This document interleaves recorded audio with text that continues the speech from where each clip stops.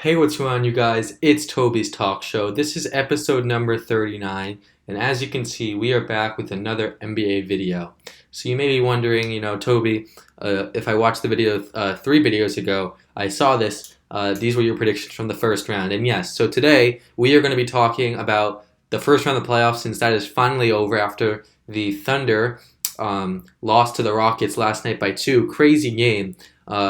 And Harden stepped up, even though he was terrible offensively. He had that block on Lou Dort. But today we are going to analyze every single series from the first round. You guys already know my predictions. I was 8 for 8, so I don't need to analyze the second round because I already talked about for those specific matchups for what I think is going to happen. But yeah, we're just going to review it, see what I missed with my predictions, and just analyze the first round since I did watch a lot of those games. So the first series, so these are my predictions. These are not what actually happened, and I'll change it as we go. So the first series, Lakers and Blazers.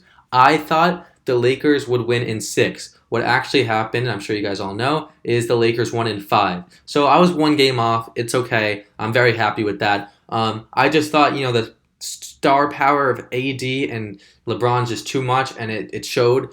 Sure, Dame was hurt the second to last game, like the second half and the last game, but the second half game, or the second last game when he was out, I think like in the third quarter, they were down by 30 already. It was a blowout. That game was over. It didn't matter if he played or not. They would have still lost that game. And the last game is already a 3-1 series. I just don't see LeBron choking that.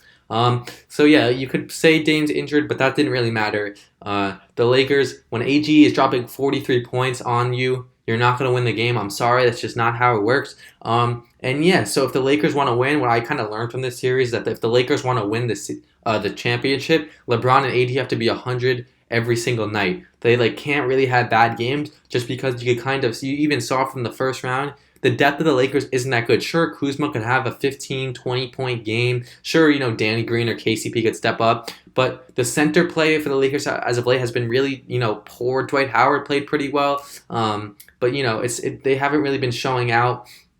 And, yeah, guys, again, what I've learned, Damian Lillard, I think the Blazers, if they run it back next year, let's say they get Melo back, and Damian Lillard's healthy, CJ McCollum's healthy, Nurkic is healthy, maybe they re-sign Whiteside. That team could be a 5th or 6th seed, I think, next year. That's just my early prediction. So, I think, with the Blazers, full chemistry, full healthy year, they could be a lot dangerous of a team, also not playing the 1 seed. That also, it sucks for them because, when you're playing the 1 seed, you're playing the best team, and the Lakers are a really good team. So I didn't think they were going to win that series. I think, if they played the Rockets or Thunder, they could have actually won, maybe even the Nuggets and Jazz, maybe Mavericks too, Lakers and Clippers, probably not.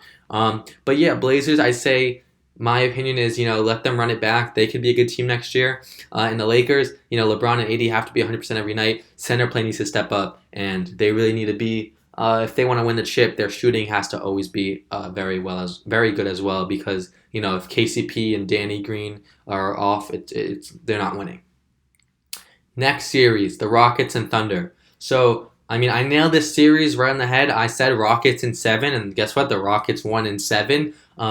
I like the Rockets. I want to see a Rockets-Lakers matchup, and I'm happy we are. The Rockets, what I learned from this series is, Lou Dort, great defender. I knew about him before this series, and I thought he was going to be great, but I didn't realize how well he locked down Harden.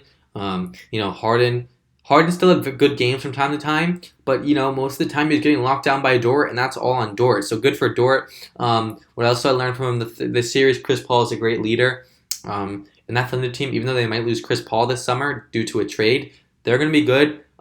They might need a little bit of time with all the picks that they have stocked up. Maybe they'll trade some of those picks, but they'll be a very good team even with the loss of Chris Paul when that happens. And on the Rockets side, Westbrook has to be better. Obviously they started losing when Westbrook came back. That's when they lost back-to-back games. But, obviously Westbrook played very poorly in both those games. One game, he had the game, he lost the game due to that turnover and that missed shot. And the other game, he had 7 turnovers. So he wasn't playing great. He played pretty well Game 7, though. So that's good for him. But Westbrook and Harden, just like the Lakers, they both need to be on their A game. They really can't choke, and they're both known for choking. It'll be interesting to see what other players step up for the Rockets. We talked about how the Rockets' offense is very strange, where they shoot so many 3-pointers, and it helps them because it's more efficient of a shot.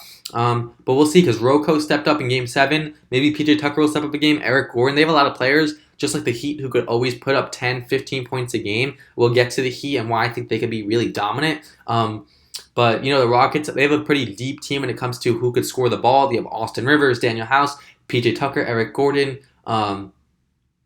Rocco, Harden, Westbrook. That's 7 players that could put up 10 or more a game, and obviously Harden and Westbrook will do that any night. Maybe not efficiently, but they will. So yeah, I think for the Rockets, it's keep going with your strategy. You kind of are all in on it anyway, so just keep chucking up those threes.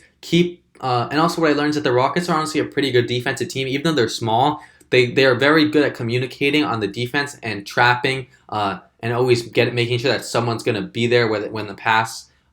Someone's always going to be there, like for the future pass. So they always realize that if it's going to go to the corner, someone's going to be there for them. And that's because they have a very good defensive team. PJ Tucker, Rocco, Eric Gordon, great defensive players. And yeah, guys, the Rockets, they could be dangerous. They're a very wild card team because if they're on their A game, they could be the best team in the league. But if Westbrook and Harden are inefficient, there's no way they're winning anything. So that's my analysis on that series. Now let's move on to the Nuggets and Jazz. So I thought the Nuggets would easily win the series, and obviously I thought they'd win 4-1. We all know that the Nuggets almost lost that series in a Mike Conley 3, but the Nuggets won in 7. This series would have been a lot different for 2 reasons. One, I honestly didn't realize that Gary Harris wasn't playing until I think Game 6 or Game 7, and Gary Harris is a huge part of that team. Obviously, offensively, he's not a great offensive player, but defensively, he's a stud, and you saw that even when he stole the ball from Mitchell. Also, I didn't think Mitchell and Murray would go crazy like that. I didn't think Mitchell would, become Michael Jordan all of a sudden and just start dropping 57, 50, 40, 50, 40, whatever. So that was a huge reason why the Jazz didn't. If Mitchell was averaging 20, 30 points a game, and obviously, Murray played great, amazing too, like out of the world and not usually what he plays like. He averages like 18 points a game. He was averaging like 32. But, with Mitchell playing out of his mind, that's why the Jazz were still in it. I think if they had Bogdanovic, this could have been a completely different series because Bogdanovic is a 20-point per game player for them, and a lot of these games were close coming down to the wire with Mitchell versus Murray. So yeah, I think the Jazz honestly could have won the series with Bogdanovic. That's also why I thought the Nuggets would win so much more because of the loss of Bogdanovic. But Mike Conley really stepped up.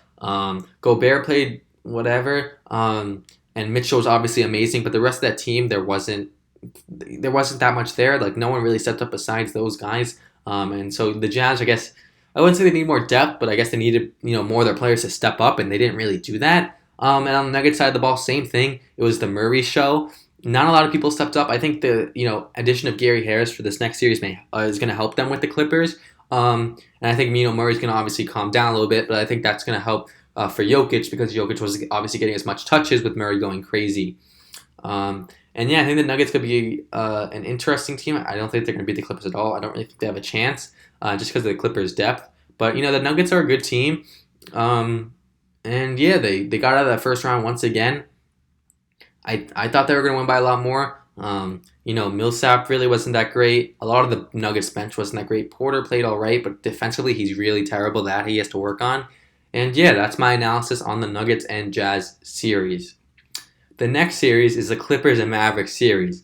Now, I thought, I'm a huge Clippers supporter. I'm obviously a Knicks fan. You guys know that. But I really think I'm rooting for the Clippers to win. I know a lot of people hate them now because of this Mavericks series. But I really want them to win. I just don't like the Lakers. I'm not a LeBron hater. I just, I just hate how much hype they have compared to every other team in the league. But yeah, I thought the Clippers would win this series in 5. They actually won it in 6. But it should have been 7 or maybe even lost this series. So obviously, I love Luka. I've always loved him. I thought he would be a great player in the league, but I didn't realize how good this man is. I knew he was a superstar, but I didn't realize he was like Michael Jordan, second, third year in the league, dominating every other person. Dominating a super team like Jordan put 63 on them on the Celtics with Bird and that on that crazy starting 5 team. That won the championship that year, I think. So, kind of the same thing. I think, looking on the Mavericks side, you have your superstar of the future. You have your next Dirk, as in who's going to carry you to, maybe even a few championships. Luka is that good. I think he'll win, at least one with the Mavericks. And he's really, really good, and he showed it this series. Great facilitator, great. He knows how to use his body to score. He has, great range. He's amazing. He's not even a terrible defender. But besides that, the Mavericks team really didn't step up. Burke's great. Burke's probably not even going to be there next year. I think they signed him to the 1-year deal. Porzingis really needs to stay healthy because Porzingis, again, I'm a Knicks fan. I hate saying this, but Porzingis is really, really, really good. But if he can't stay on the floor, he's not good. You know what I'm saying? Like, if he's not playing, then he's not good because he's not putting up any points, rebounds, assists. So I think Porzingis, when he's playing, he could be that second guy for the Mavericks, but he's got to play. Obviously, there are some, weird rough things that were going on. The Porzingis ejection game 1, that was a little weird. Doncic was hurt a little bit. Porzingis was hurt. So this could have been a very different series. But, from the Clippers side of the ball, they're not going to be able to beat any other team. The Mavericks aren't the best team. If Paul George isn't playing well, they're not going to be able to beat any other team. Paul George is the second best player on the team, and he has to play like it. And even if you're not playing like it, don't be inefficient with the ball. Paul George was putting up 3 for 14 from the field. Like, it's terrible, garbage. Like, that's all I have to say, garbage. So Paul George, he's the second best player. He's got to play a lot better for the Clippers. And Kawhi, he was so good. Literally, look at his game-by-game stats. He's putting up 30 on 60% shooting. Like, this man is unstoppable from the mid-range, and he's also just so good. So, yeah, playoff Kawhi is here. That's what I learned. The Clippers' depth is really going to be important for them. You could just see it, when the benches came in, even though the Mavericks, sometimes came back, the Clippers, their depth is very unique, as in they just have so many great players. You could just put anyone in and they could just help elevate that team. And you could just see how much Kawhi affects the game. I remember, I think it was game 6. I think the Mavericks were on a run and Kawhi comes in and just destroys that run and takes over the game. So playoff Kawhi, playoff Paul George. Paul George cannot be playoff Paul George, and Kawhi has to keep being playoff Kawhi. And the Clippers' depth has to be the Clippers' depth. And also, the Clippers didn't have Patrick Beverley, so that's also a huge thing that they didn't have.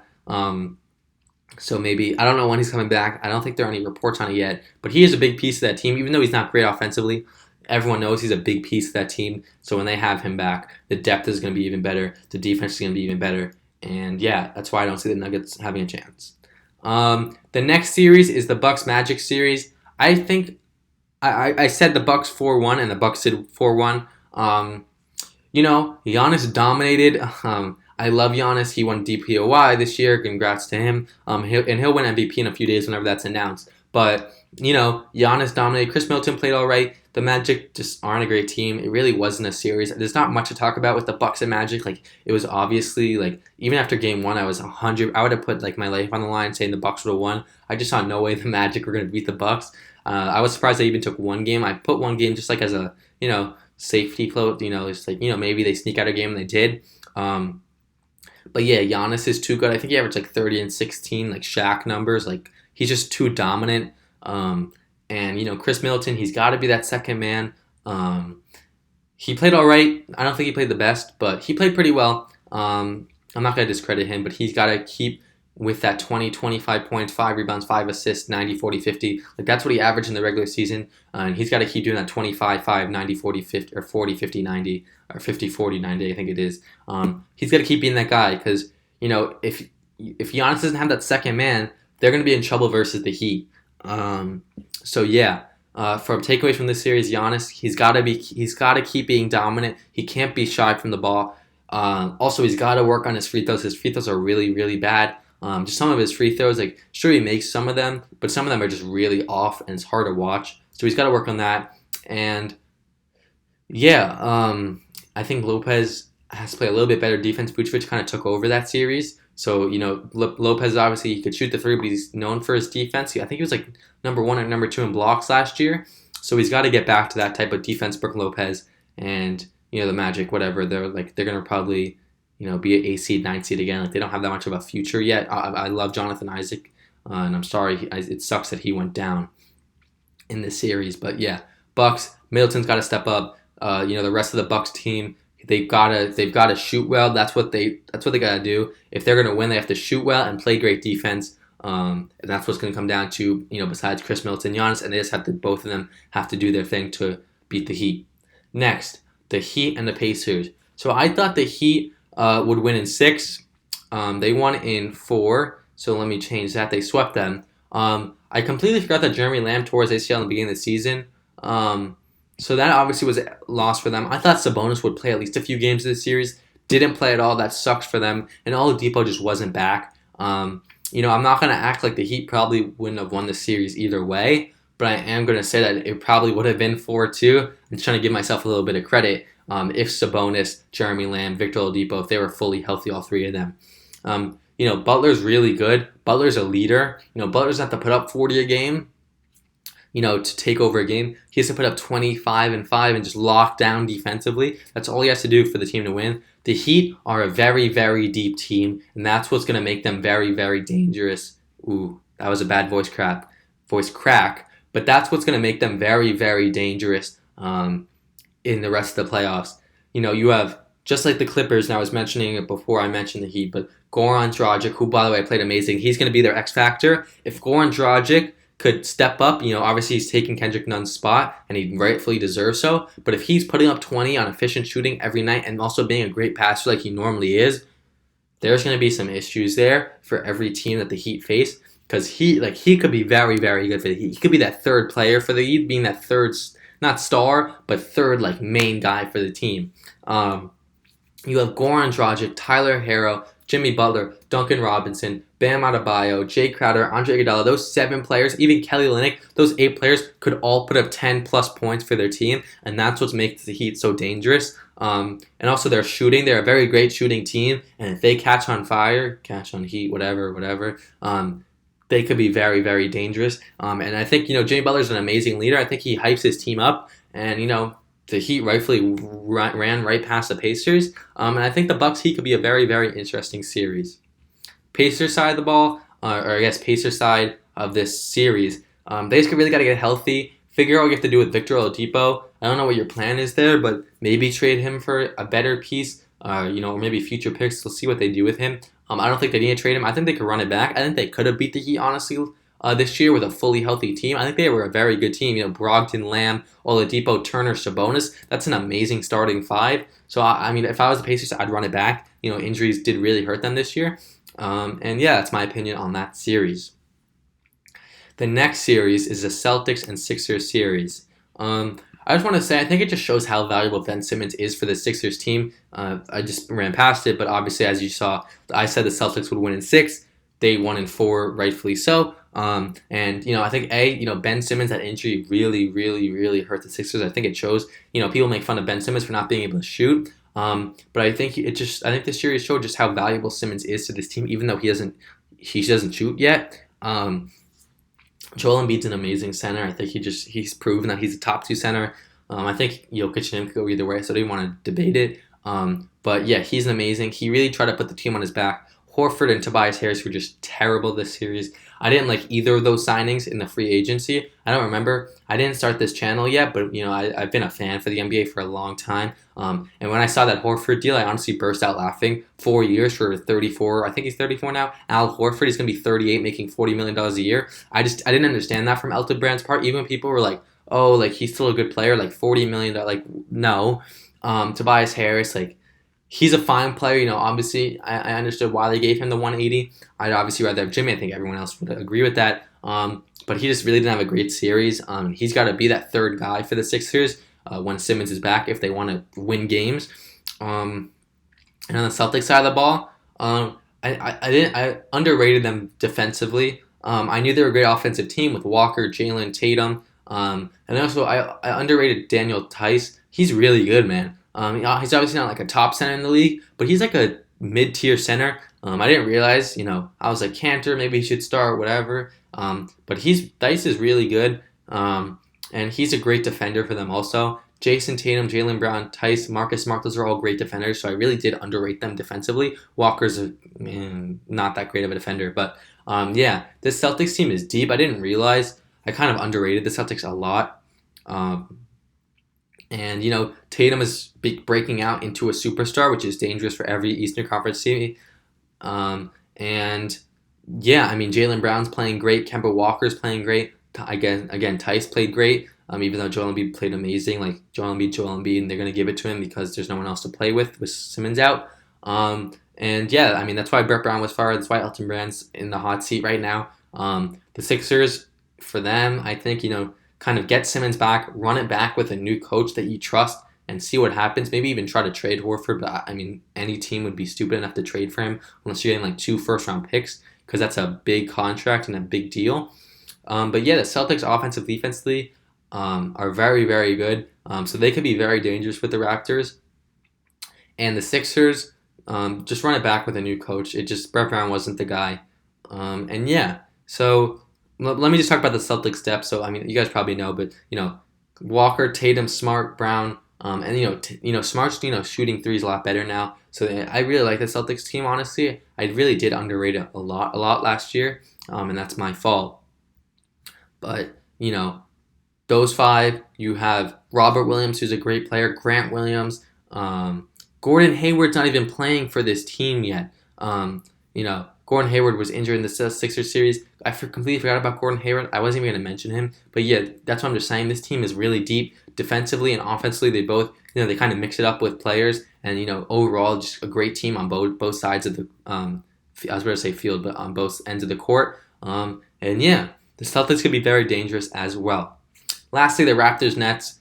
I don't even really, do I need to talk about this? Like the Raptors defensively too good, coaching wise too good. And the Nets, they had no one. Like even Jamal Crawford wasn't playing. Like they were injured after injured / sick after sick and didn't want to come. Whatever the case was, they were missing half their team. The Nets, it wasn't even like their team. It was really like it felt like it was like a G League team. So obviously it was a sweep. I called it. I don't need to change that. So the Raptors again too good defensively, too good coaching wise. If Fred VanVleet plays like Fred or Frederico or whatever Drake called him, or playoff or post baby Fred VanVleet, whatever it was, in the finals, if he plays like that and he did that against the Nets, they could be very dangerous. Same with Ibaka. If Ibaka plays well, I think those are 2 X factors. They have a very deep team as well. Norman Powell, Ibaka, Lowry, Terrence Davis, Gasol, Siakam, OG Anunoby. They have a very, very deep team. Again, defensively, I think they're stronger defensively than offensively. But if they're knocking down their shots, they're a very hard team to defeat. And the Nets again just wasn't their team, and so it's kind of obvious that the Raptors would sweep the Nets. So let's see. I guessed every series the winner correct, and I got 3 series exactly correct with the Rockets, Bucks, and Nets series. So yeah, guys, that was my analysis and reviewing my first round predictions. I think I said Bucks in 6. I think I said Raptors in 7, Clippers I think in 5 or 6, and Lakers in 6 I think or 7. I think I said Lakers in 7 actually. So those are my second round predictions. We'll come back and review those after the second round is over. And yeah, guys, that's all for this video. I hope you guys enjoyed. Again, I'll be back next week for the second round predictions, and maybe a bit longer. Maybe I'll throw a quiz in the middle of that. And yeah, again, thank you guys so much for the support. I'm gonna keep posting videos. I'm in school now, so the video weekly may drop off, but we'll see how it works. And yeah, guys, that's all for this video. I hope you guys enjoyed. Please keep showing that love. You guys have been amazing with these past videos. And I will see you guys in the next video for episode number 40. Bye, guys.